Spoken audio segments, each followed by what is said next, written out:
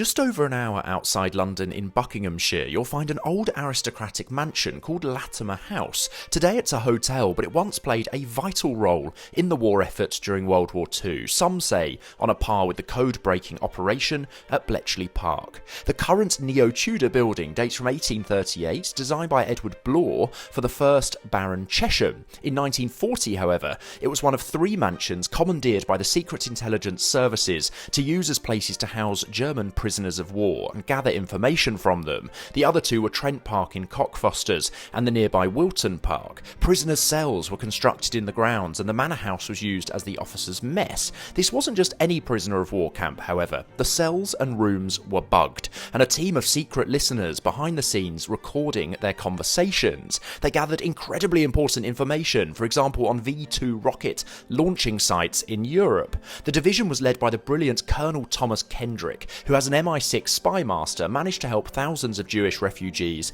come to Britain from Austria. Many of those German-speaking refugees then became his secret listeners. Kendrick realised that to get more information, he wanted the Germans relaxed and off guard. The officers were occasionally taken for walks down a path that's still there today, called the King's Walk, to encourage them to reveal secrets in the relaxed surroundings. At Trent Park, where the generals were kept, they were encouraged to treat the mansion as a gentleman's club. They drank whiskey, played billiards and had garden parties. There was even a fake Lord of the Manor, Lord Aberfeldy, who was in charge of their welfare, who was actually an MI6 officer called Ian Munro. When the estate was sold in the 1980s, an unusual clause was added to the conveyance by the government. It stated that a wall in the basement, thought to possibly lead to a secret tunnel, was not to be touched for 50 years. When I was being shown around the hotel, a member of staff told me this had recently been extended by the government for another 25 years. Today, Latimer House is the De Vere Latimer Estate Hotel, a really lovely place to stay with great walks in the surrounding countryside and also, of course,